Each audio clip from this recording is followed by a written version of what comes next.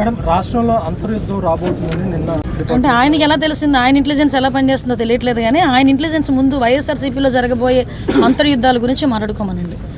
మా అంతర్యుద్ధాల గురించి మాట్లాడుకుంటే తర్వాత మా అంతర్యుద్ధాల గురించి తర్వాత అతను మాట్లాడవచ్చు. కానీ ఒకటి మాత్రం క్లియర్గా చెప్తున్నామండి, నాకు నోరు ఉంది కదా నోటికి వచ్చినట్టు మాట్లాడేస్తాను అని అనుకోవడానికి ఇంతకుముందు గవర్నమెంట్ కాదు. ప్రజల్ని రెచ్చగొట్టే విధంగా మాట్లాడడం కానీ, సమాజంలోని ఇబ్బందులు పడే విధంగా, సమాజంలో ప్రజలు కూడా ఇబ్బంది పడే విధంగా కనుక మాట్లాడే పరిస్థితి ఉంటే కనుక వాళ్ళ మీద ఎట్టి పరిస్థితి చట్టపరమైన చర్యలు తీసుకోవడానికి ఎక్కడా కూడా బ్యాక్ స్టెప్ వేసే పరిస్థితి అయితే ఉండదు. ఒకటి మాత్రం చాలా క్లియర్గా గుర్తుంచుకోవాలి, ఇది మీ గవర్నమెంట్ కాదు. నోటికి వచ్చినట్టు బూతులు మాట్లాడతాము, నోటికి వచ్చినట్టు ఏది మాట్లాడినా చెల్లుబాటు అయిపోతుంది, మమ్మల్ని ఎవడు ఏమీ చేయలేడు అనుకునే గవర్నమెంట్ కాదు. ఇది ఎన్డీఏ గవర్నమెంట్. ఎన్డీఏ గవర్నమెంట్లో తప్పు చేసిన వాడు ఎవడైనా కూడా శిక్ష ఒకలాగే ఉంటుంది. నువ్వు నోటికి వచ్చినట్టు రెచ్చగొట్టే విధంగా మాట్లాడతాము, దానికి మాకు సంబంధం లేదు, మీరు మమ్మల్ని ఏమీ చేయలేరంటే కనుక ఊరుకునే ప్రసక్తి అయితే ఉండదు. లీగల్గా అడ్వైస్ తీసుకుంటాము, డెఫినెట్గా చట్టపరమైన చర్యలు అయితే తీసుకుంటాం. అంటే దాని గురించేనే రీసెంట్గా గౌరవ చంద్రబాబు నాయుడు గారితో ఒక మీటింగ్ కూడా ఏర్పాటు చేసుకోవడం జరిగిందండి.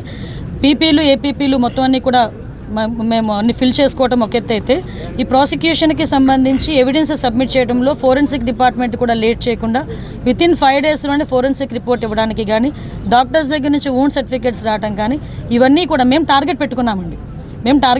ఈరోజు 100 రోజుల్లో కన్విక్షన్ పడాలి అని మేము టార్గెట్ పెట్టుకున్నాం. ఆ టార్గెట్ ఫుల్ఫిల్ అవ్వడానికి మా ఇన్ఫ్రాస్ట్రక్చర్ మేము డెవలప్ చేసుకుంటున్నాం. At the same time legal టీమ్ని కూడా మేము కొంచెం స్ట్రెంగ్తన్ చేసుకునే పరిస్థితులు మేము ఈరోజు ఉన్నాం. అంటే స్క్రిప్ట్ ఎవరిది చదివినా శిక్ష అయితే అతనికే కదా పడుతుంది. అనుభవించే రాజా ఆయనే కదా, అది వేరే కదా. అది ఏదైనా చదవచ్చు, కానీ అనుభవించే రాజా ఆయనే కదా అవుతున్నాడు. ఓకేనండి, నేను ఒకటి అడుగుతున్నానండి మిమ్మల్ని, డైరెక్ట్ క్వశ్చన్. పోసాని మాటల్ని టాలరేట్ చేసి అయ్యో పాపం అనుకునే ఒక్క మనిషిని తీసుకురండి, మేము ఆలోచిస్తాం ఒకసారి మాట్లాడడానికి. పోసాని మాటలు ఇష్టానుసారంగా మాట్లాడిన తర్వాత సభ్య సమాజం తలదించుకునే విధంగా, సాధారణంగా అనకూడదు కానీ ఇల్లిటరేట్స్ కూడా అలాంటి మాటలు మాట్లాడుకోరు. సో అవతల వాళ్ళకి మనోభావాలు దెబ్బతిన్నాయి, వాళ్ళ ఆత్మగౌరవాలు దెబ్బతిన్నాయి. పోలీస్ కేసు పెట్టారు, యాజ్ పర్ లా మేము వెళ్ళాం. ఇందులోని టార్గెటెడ్ ఏముంది? వాళ్ళు ఏం మాట్లాడలేదా? వాళ్ళు అటువంటి కామెంట్స్ చేయలేదా? మరి ఇంతకు ముందు మా మీద కేసులు పెట్టిన కేసులని ఎప్పుడు అండి? చంద్రబాబు నాయుడు గారికి మీద కేసు పెట్టారు కదా, అది ఎప్పుడు? అది 53 రోజులు తైల్లో పెట్టారు చంద్రబాబు నాయుడు గారిని తీసుకెళ్ళి ఆ రోజు. అంటే ఒకటి ఎప్పుడు కాదు, మాకు మాకు కేసు వచ్చింది, మేము యాక్షన్ తీసుకోవాలి, డెఫినెట్గా తీసుకుంటాం. మేము కూడా అంటే విషయం ఏంటంటే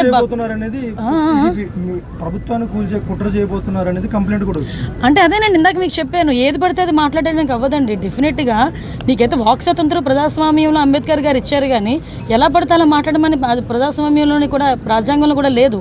అంటే అవతల వాళ్ళని రెచ్చగొట్టే విధంగా మాట్లాడడం కానీ, ప్రభుత్వాలని రెచ్చగొట్టే విధంగా మాట్లాడడం కానీ, ప్రజలను రెచ్చగొట్టే విధంగా మాట్లాడే పరిస్థితి ఉంటే కనుక కంపల్సరీగా చట్టపరమైన చర్యలు తీసుకుంటాం.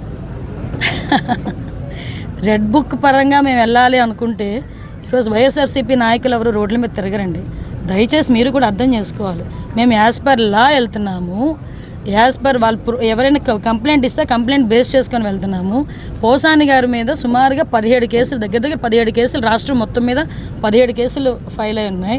వంశీ మీద ఎన్ని కేసులు ఫైల్ అయి ఉన్నాయి మీకు తెలుసు. ఈ రోజుకి కూడా ఏ కేసులు ఫైల్ అయినాయో మీకు తెలుసు. ఇందులోని కక్షపూరితంగా ఎన్డీఏ గవర్నమెంట్ చేయాలి అనుకుంటే వైఎస్ఆర్సీపీ నాయకులు ఎవరు కూడా బయటికి తిరగలేరు. కానీ మేము ఆ కక్ష సాధింపు ధోరణిలోకి వెళ్ళలేదు. అలాగని తప్పు చేసిన వదిలిపెట్టే ప్రసక్తి లేదు. తప్పు చేసినోడికి శిక్ష పడాలి, లేకపోతే భయం ఎలా ఉంటుంది? ఉండాలి కదా, భయం ఉండాలి కదా. తప్పు చేసాడు